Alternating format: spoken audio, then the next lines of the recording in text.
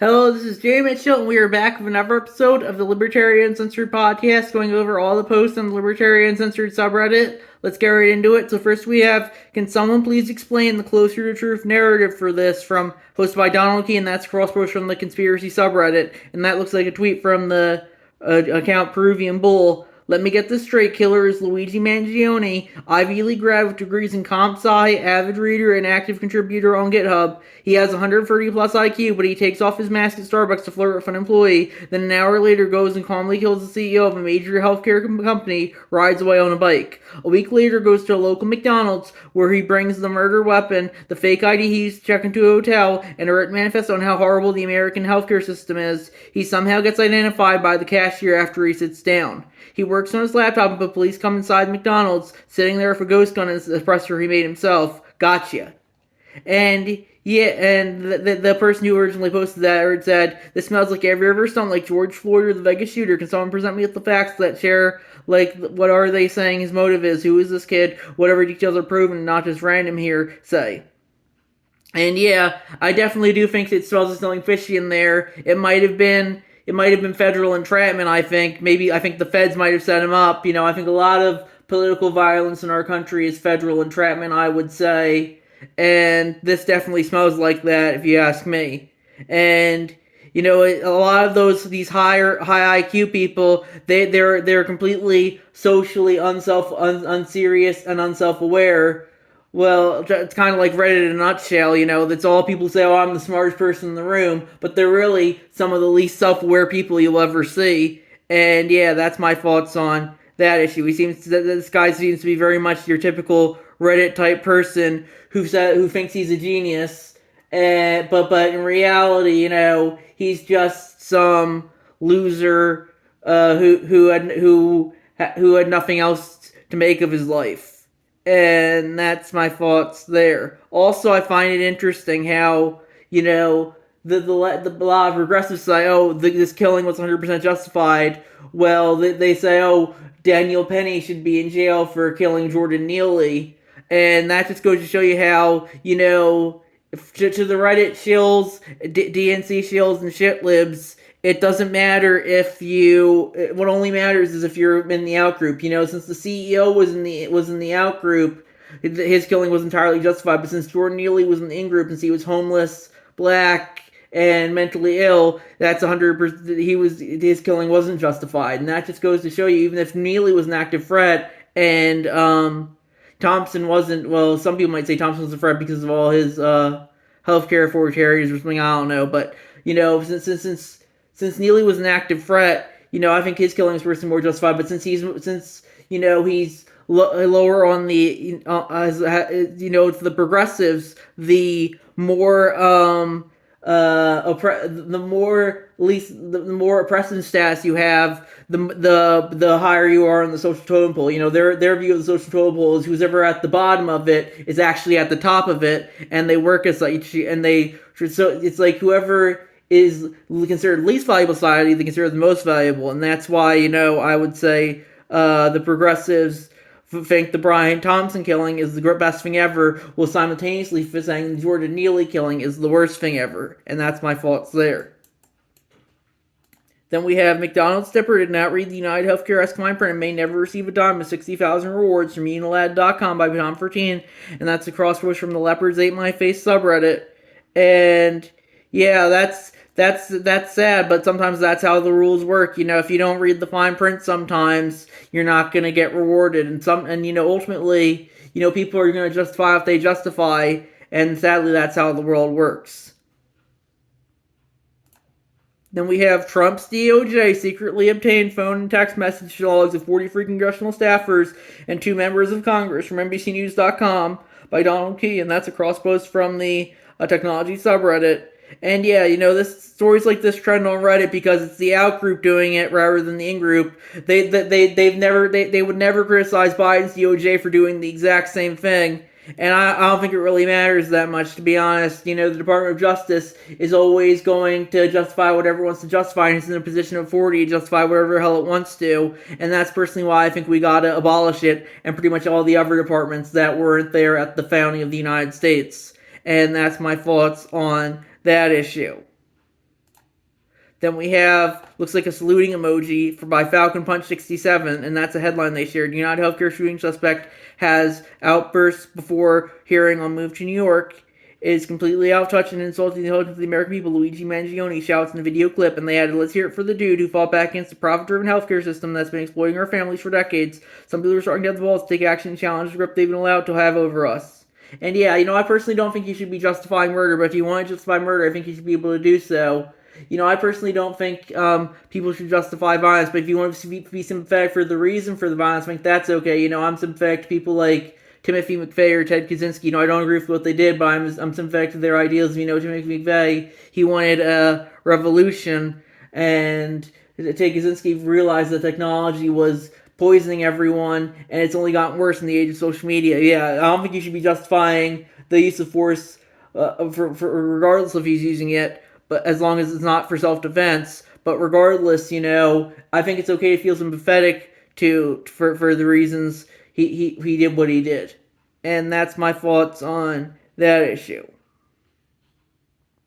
Then we have intrusive small business reporting law slapped with nationwide injunction from Reason.com that was supposed to buy Ninja Lover. And yeah, I don't think that we should have government mandated reporting. I think if people want to report people to the government, I think they should be able to. But if you ever willingly report someone to the government, just remember that you would probably be the person who snitches on Anne Frank to Adolf Hitler, to the Nazis and Hitler. And that's my thoughts on that issue.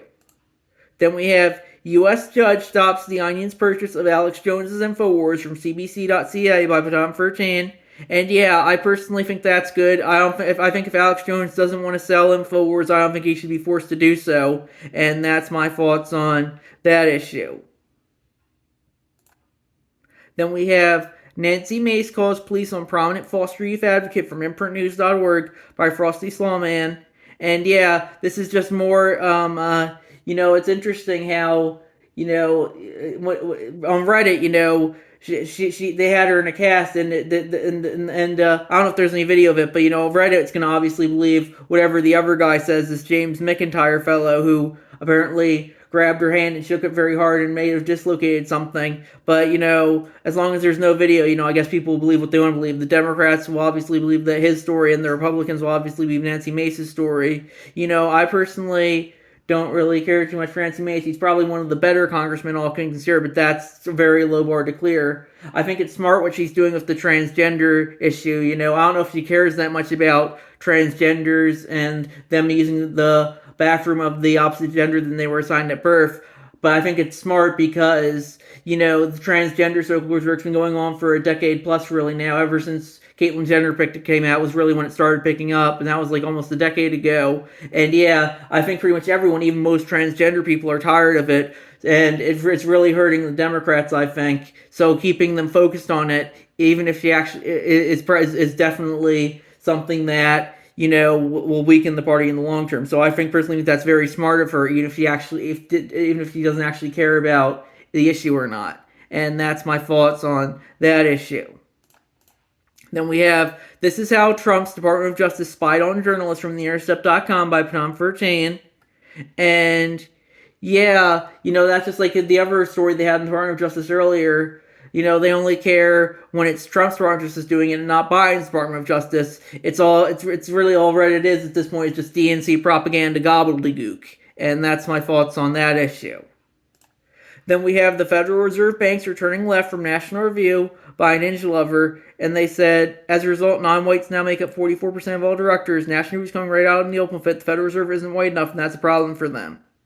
And yeah, I personally don't really care for diversity hiring, all that, but if the Federal Reserve wants to do that, I think they should be able to. But regardless, I don't want to argue that they're turning left. They've always been left. They were founded by Woodrow Wilson, who was a progressive at his time, and now people say, oh, Woodrow Wilson was a racist. He wasn't a real progressive. But he pretty much all agreed with all the economic progressive policies of today. And yeah, that's why I think we got to end the Fed. I don't care if they do what percentage of them are minorities or women or all that. It doesn't matter what skin color, gender, disability status an authoritarian has, that authoritarians are authoritarians regardless of who's doing it. And that's my thoughts on that issue. Then we have Trump promises to F small businesses harder than ever in favor of mega corporations and the wealthy from CH4Locks, and that's crosspost from the Lepers Ate My Face subreddit. And that's Elon Musk replying to truth from Donald Trump. Any person or company investing $1 billion or more in the United States of America will receive fully expedited approvals and permits, including but no limited to all environmental approvals. Get ready to rock. And Elon replied, "This is awesome." And then this Cameron Potter said in response, "So I'm a Trump fan, but this is the government engaging in corporate corruption, making unfair playing fields for other business owners. What does this do with small business owners trying to compete with billionaires? Yes, Elon, I'm sure you're pumped with this because how much money do you have? But what about the normal American business owner? Maybe Trump bringing you in was a bad idea because this is insane. All Americans should be against this. And if you want to make it better, making the entire process, maybe making the process easier across the board, not just for billionaires, WTF." And I agree with that. I don't think people should be giving billionaires special treatment, especially the government. I think if people want to give people special treatment, they should be able to, but I definitely don't think the government should be giving special treatment to anyone regardless of their monetary status. And yeah, I personally think we shouldn't have government issued expedited approvals and permits in the first place. And that's my thoughts on that issue.